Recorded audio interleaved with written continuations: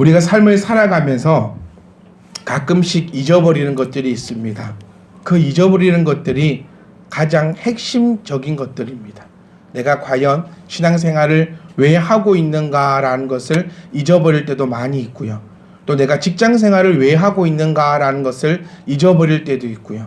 또 내가 부부생활을 왜 하고 있는가라고 잊어버릴 때가 한두 번이 아닙니다. 그것을 잊어버릴 때, 그것을 깜빡할 때에 항상 문제가 생깁니다. 육아실 소리 안 나온답니다. 볼륨을 올려주랍니다. 네. 잘 됐어요? 네. 자, 다시 해봅시다. 자, 항상 잊어버리는 것들이 가장 중요한 것들을 우리가 잘 잊어버리게 됩니다. 남편과 아내가 서로가 어떤 마음을 가지고 결혼했는지를 생각한다면 그 마음들이 쉽게 상할 리는 없습니다. 또 내가 지금 하고 있는 이 일들이 어떻게 해서 여기까지 왔는지를 한번 생각해 본다면, 그리고 내가 이것을 통하여서 이루고자 하는 것이 무엇인지를 내가 잊어먹지 않는다면 그 삶도 그렇게 힘들지 않을 것입니다.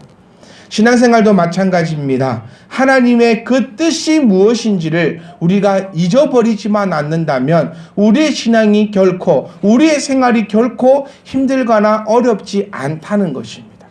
이번 한 주간의 여러분의 입술에는 어떠한 이야기들이 가장 많이 나왔습니까? 감사하다, 즐겁다, 행복하다, 기쁘다 라는 입술의 고백이 많이 있었는지, 아니면 힘들다, 어렵다, 짜증난다, 너무너무나 어렵구나, 어쩌면 싫다, 하나님이 왜 이러느냐 라는 입술의 고백이 내 입에서 많이 나왔는지를 한번 점검해 보셔야 합니다. 아이러니한 것도요, 힘들다 하는 사람은 계속해서 상황이 힘들어집니다. 어렵다는 사람들 옆에 보면요, 항상 생활이 어려워지고 그 어려움을 인해 포기하게 되고, 포기함을 통해 삶 자체가 흔들려 버리는 일이 한두 가지가 아님을, 한두 명이 아님을 우리는 옆에서 볼 수 있다는 겁니다. 사랑하는 성도 여러분, 하나님의 뜻이 과연 무엇입니까? 저 질문한 겁니다. 하나님의 뜻이 과연 무엇입니까? 우리 교회가 날마다 외치는 것이 있습니다. 하나님의 뜻은 영혼이 쉼을 얻고 회복하여서 하나님께서 우리를 만드신 그 목적대로 우리가 살아가는 것이 하나님께서 우리를 향한 그 목적임을 우리가 잊어서는 안 된다는 것입니다. 그 가운데 우리가 어쩌면 힘든 가운데 있을 수도 있습니다. 하지만 힘들지 않는 것은요, 그것이 하나님의 뜻이 아니기 때문에 힘들지 않다는 것입니다. 깨닫는 자가 되어야 합니다. 하나님께서 나에게 이루고자 하는 것이 무엇인지 깨닫는 자가 되어야 됩니다. 가장 깨닫지 못하는 어리석은 자는 이것입니다. 하나님께서 지금 당신을 향한 그 뜻을 헤아리지 못하는 사람이요. 자, 한 가지 예를 들어서 하나님께서 지금 여러분들에게 큰 복을 주고 있습니다. 그럼 그 복이 복인지를 깨닫는 사람은 지혜로운 자입니다. 반대로 하나님께서 여러분들에게 지금 큰 벌을 행하시고 있습니다. 근데 그 벌이 벌인지를 깨닫는 자가 지혜로운 자라는 겁니다. 하나님이 복을 주셔도 이것이 복인지 깨닫지 못하는 자, 하나님이 벌을 주셔도 이것이 벌인지 깨닫지 못하는 자, 여러분들은 과연 어떠한 자이냐는 겁니다. 자녀를 책망할 때도요, 어린아이들 혹시 야단칠 때도요, 이런 것이 있더라고요. 잘못했다고 비는 자녀는 참 야단치기가 힘들고 그냥 우습습니다. 하지만 당당하게 이것이 벌인 줄도 모르고 이것이 복인 양 기뻐하는 자녀에게는 더욱더 큰 엄벌이 임할 수밖에 없다는 것입니다. 자, 잘못을 해서 너희 밥 굶어라고 벌을 내렸다는 겁니다. 근데 한 자녀는 내가 밥을 굶다니 이럴 수가 있나, 내가 대역죄인이구나 라고 하며 그것을 해결하려고 노력하는 자녀, 정말 힘들어하는 자녀, 가 있고요. 한 자녀는 밥 굶으라고 예 좋아 다이어트 할라 했는데 그걸 딱 때마침 딱 밥을 딱 끓여주시네. 우리 어머니 우리 아버지 땡큐. 이게 바로 엄마 아버지의 은혜다 라고 하고 있는 자녀가 있다면, 두 자녀가 있다면 여러분들은 어떻게 하시겠습니까? 밥을 굶게 해서 안 된다고 잘못했다고 하는 자녀는 그래 여기서 그만두자라고 할 겁니다.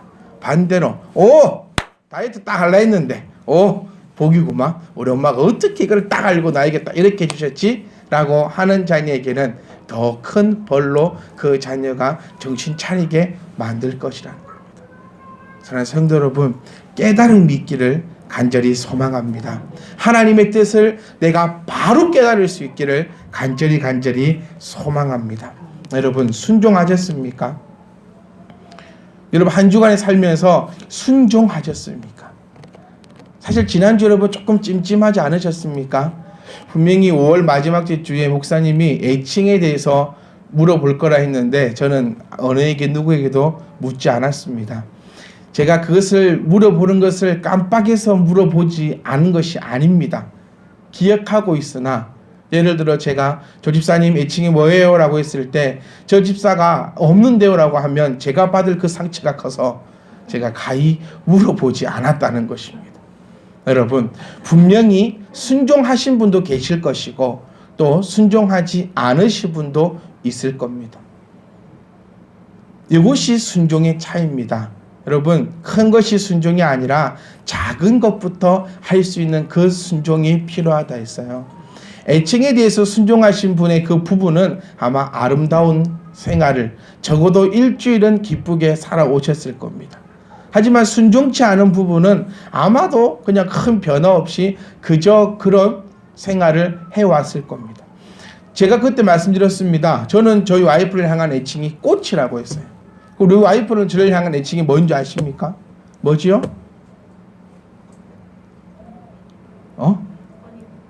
허니빈이라고 처음 들어봤어요. 처음 들어보겠는데 허니빈이래요. 허니빈? 허니비? 허니비래요. 꿀벌이랍니다. 꿀벌. 네. 왜요? 부럽습니까? 네. 저희는 순종했습니다.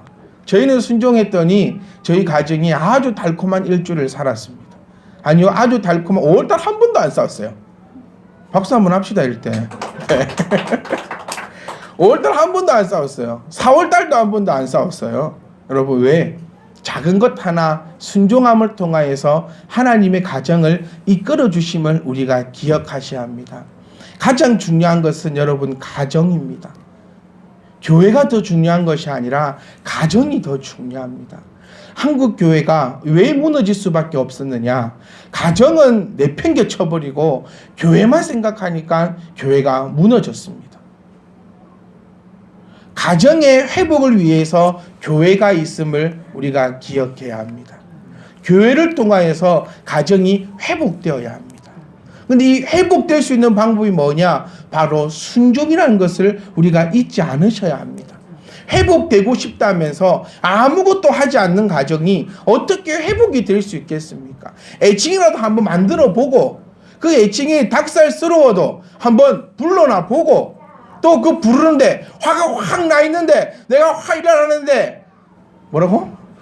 허니비? 이러면은 이씨 이래야 된다는 와이프가 꽃이 아니고 와이프가 화가 확 나 있는데 꽃 왜 화내? 꽃이 화내면 호박꽃대 이러면은 화가 나더라도 또 화가 한번 숨어들 수 있다는 겁니다. 기억하세요. 교회는 가정의 회복을 위해 존재하는 것입니다. 가정의 회복을 위해서는 하나님의 말씀에 의해서 순종하셔야지만 그 가정이 회복될 수 있다는 겁니다. 그 가정이 회복되면 이 교회가 회복됨을 우리가 바로 알 수 있어야 합니다. 우리 성경 공부를 통해서 유대인들의 그 악순환을 우리는 통해 배웠었습니다. 우리는 이제 그 악순환을 끊고 가정의 회복을 통하여 이제 순순환의 기능을 만들어가는 교회가 되어야 될 줄 믿습니다. 교회를 통하여서 가정이 회복되고 회복된 가정을 통하여서 교회가 회복된다면 이보다 아름다운 교회가 이 지구상에 어디에 존재하겠냐는 것입니다. 사랑하는 성도 여러분, 가정 회복에 초점을 둘 수 있기를 간절히 소망합니다. 그 가정 회복을 위하여서 말씀에 순종할 수 있기를 간절히 소망합니다. 맛을 본 사람만 순종할 수 있습니다. 맛을 봤기 때문에 순종을 안 할 수가 없다는 거죠. 이미 맛을 봤더니 그 순종의 맛을 알기 때문에 이제부터 순종의 삶으로 나아갈 수 있는 사람은 가면 갈수록 잘 됩니다. 그러니까 요게 있더라고요. 참 저분은 이제 순종 안 해도 될 것 같은데, 야, 저분은 이제 기도 조금 쉬어도 될 것 같은데, 야, 저분은 이제 교회 좀 헌신도 조금 덜 해도 될 것 같은데 하는 분들은 더 합니다. 그런데, 야, 저분은 좀 순종 좀 해야 될 건데, 야, 저분은 기도 좀 해야 될 건데, 야, 저분은 저렇게 하면 안 될 텐데 하는 분들은 더 안 한다는 겁니다. 그 이유가 뭘까요? 맛을 알고 맛을 모른다는 것입니다. 순종의 맛을 아는 분들은 야, 그만해도 될 텐데, 기도의 맛을 아는 분들은 야, 그만해도 될 텐데, 그만해라 해도 그 맛을 알기 때문에 계속해서 할 수밖에 없다라는 것입니다. 사랑하는 성도 여러분, 오늘도 말씀을 통하여서 하나님 앞에 한 발자국 더 나아갈 수 있기를 간절히 소망합니다. 오늘 한번 날씨 한번 보셨습니까? 어저께만 해도 비가 오고 날씨가 그리 안 좋더니 오늘에 정말 구름 한 점 없이 너무너무나 날씨가 좋았습니다. 고속도로를 한번 보셨습니까? 평상시면 5분이면 갈 거리를 저는 15분 걸려서 갔습니다. 차들이 꽉꽉 막히고 사람들이 버글버글 하더라고요. 그런데 오늘 여기 앉아 계신 여러분들, 제가 한번 생각해 보았습니다. 오늘 교회 오신 분들은 과연 어떤 분들인가? 첫 번째, 갈 데가 없거나, 네.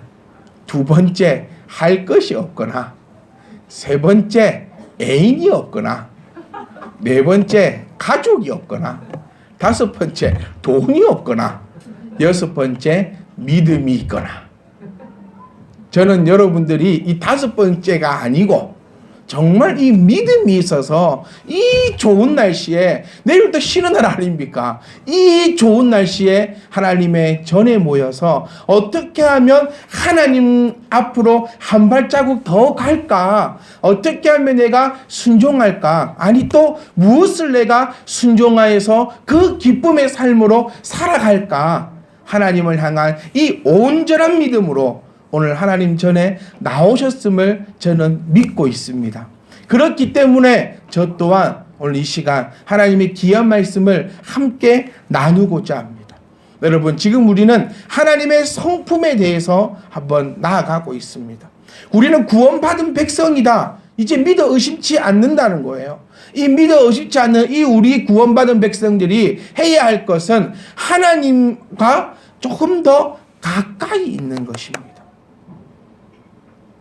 기왕이면 왼팔보다는 오른팔이 좋습니다. 기왕이면 멀리 떨어져 있는 것보다 가까이 있는 것이 훨씬 좋습니다. 연예인을 보더라도 멀리서 보는 것보다는 가까이서 보는 게 좋습니다. 야구장 가보셨습니까? 여러분이 생각하고 야구장 한 10년 전에 가보신 분들은 요즘 야구장 가보면 깜짝 놀랍니다. 옛날 10년 전 야구장은요, 그 야구표 끊고 가서 앉고 싶은 자리에 앉으면 됐거든요.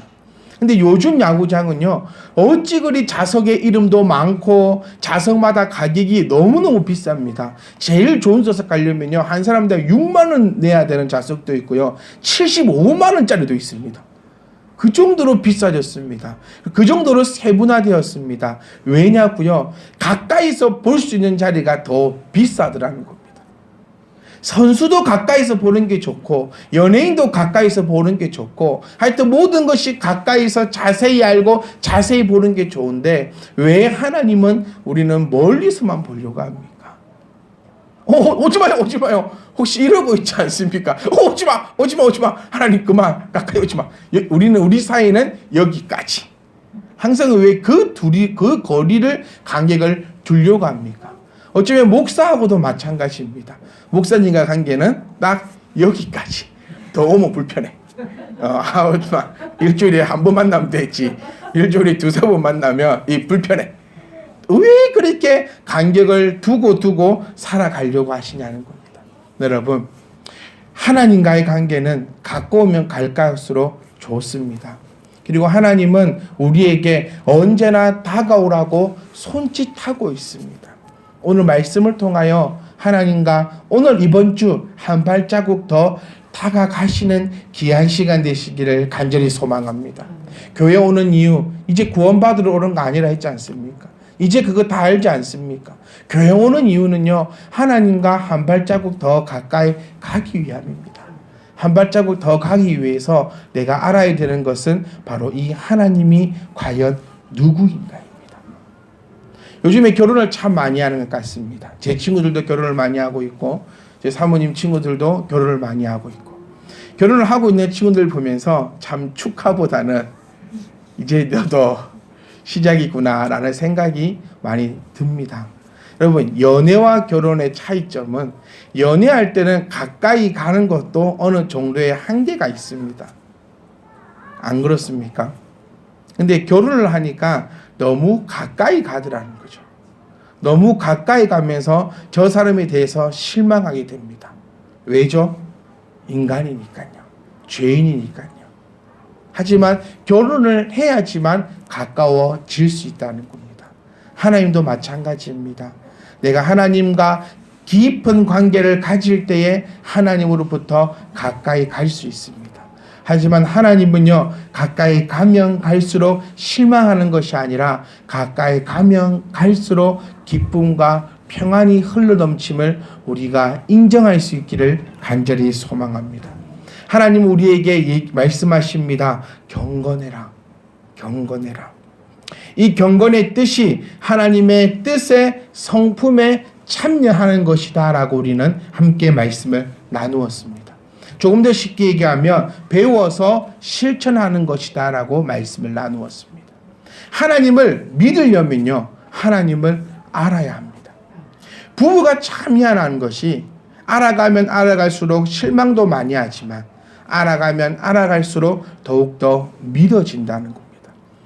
믿어지니까 20, 30년씩 안 사셨습니까?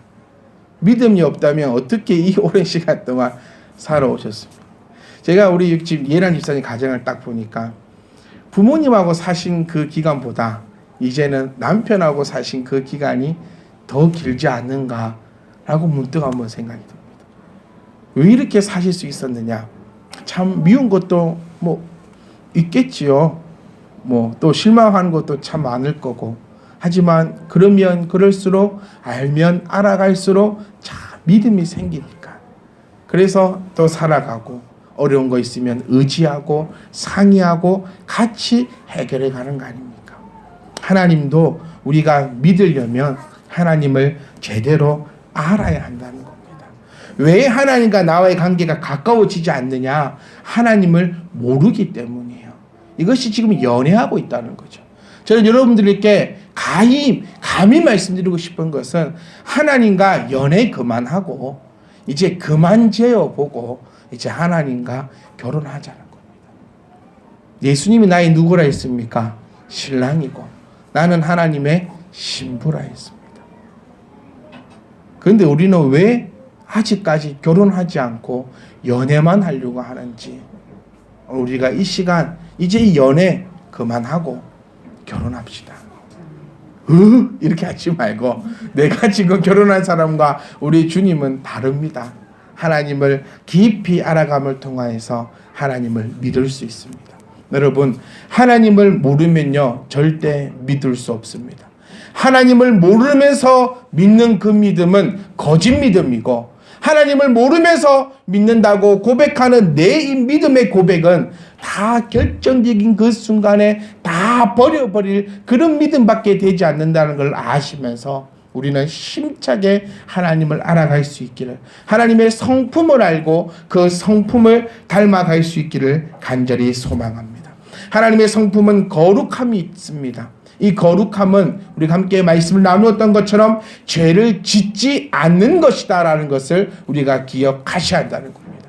죄 짓고 회개하는 삶이 아니라 진정한 그리스도인들은 이 죄로부터 벗어나는 삶을 살아야 하는 것이 그리스도인임을 우리가 기억하셔야 합니다. 하나님께서 그리스도를 통하여서 하나님과 나 사이에 가로막고 있던 그 더러운 죄를 단번에 사하여 주셨습니다. 믿으십니까? 하나님이 단번에 사해 주셨어요. 어떤 죄를? 하나님과 내가 가지고 있던 이 영적인 죄악들을. 내가 매일같이 범하고 있는 이 자범죄 또한 왜 우리는 단번에 없애지 못하느냐는 것입니다. 내가 거룩하니 너희도 거룩하라는 것은 우리를 또 향해서 하나님께서 오늘 하시는 말씀, 죄 있는 자가 되지 말라라고 말씀하는 겁니다. 그리고 하나님의 성품은 의로우신 분임을 우리가 기억하셔야 합니다.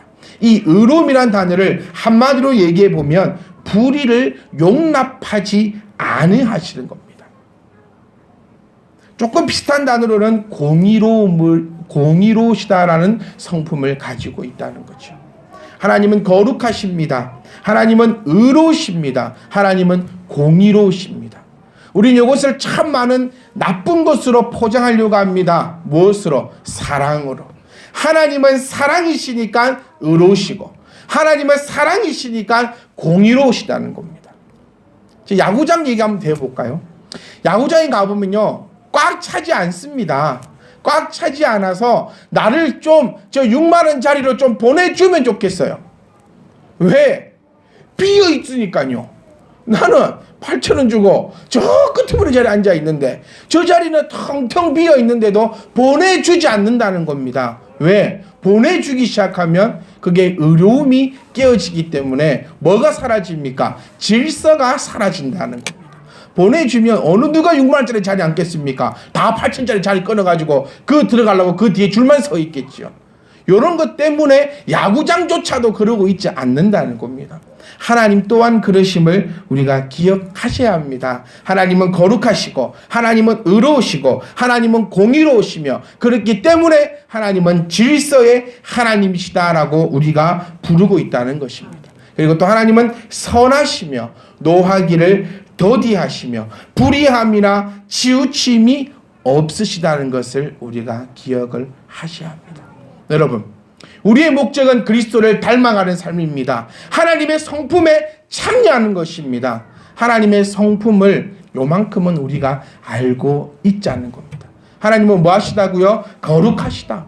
하나님은 의로우시다. 하나님은 공의로우시다. 하나님은 질서가 있으시다. 하나님은 선하시고 하나님은 노하기를 더디하시며 하나님은 진실하시고 하나님은 불의함이나 치우침이 없으시고 하나님은 사랑이 많으신 것을 우리가 기억하면서 저와 여러분 또한 이러한 삶을 살아갈 수 있도록 노력하는 자가 바로 하나님 앞으로 한 걸음 나아가는 자임을 우리가 기억할 수 있기를 간절히 소망합니다.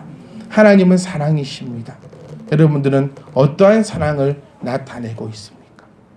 여기서 우리가 착각하지 말아야 할 것입니다. 하나님은 사랑이시니 모든 것을 용납하신다 아니라는 겁니다. 사랑 이전에 하나님은 의로우시고 공의로우시며 또한 질서의 하나님이시라는 겁니다. 하나님의 사랑이 무엇이 하나님의 사랑입니까? 바로 그리스도의 보내심이 사랑이시라는 겁니다. 죄 있는 자를 오늘도 죄짓고 내일도 죄짓고 모레도 죄짓고 매일 죄짓는 자를 하나님이 안아주시는 것이 사랑이 아니라 하나님께서는 하나님과 나 사이가 끊어진 그것을 회복시키기 위하여 예수 그리스도를 보내신 것이 사랑이라는 겁니다. 저와 여러분이 할 수 있는 최고의 사랑이 그럼 과연 무엇입니까? 최고의 사랑이 무엇입니까? 저와 여러분이 할 수 있는 최고의 사랑은 바로 이 그리스도를 증거하는 삶입니다. 사랑이 뭐냐? 저는 이렇게 정의하고 싶습니다. 사랑은 복음 증거입니다.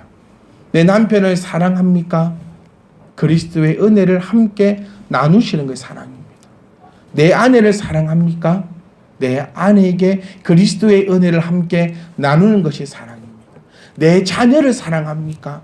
내 자녀를 사랑한 최고의 사랑은 이 그리스도의 은혜를 함께 나누는 것이 자녀를 향한 최고의 사랑이라는 겁니다. 그리고 우리는 이 사랑을 들고 온 열방으로 나아가야 합니다. 바울은 우리를 통하여서 복음의 빚진 자들이라고 말씀하고 있다는 겁니다. 사랑하는 성도 여러분, 우리는 하나님 성품에 참여하기를 애쓰는 자가 될 수 있기를 간절히 소망합니다.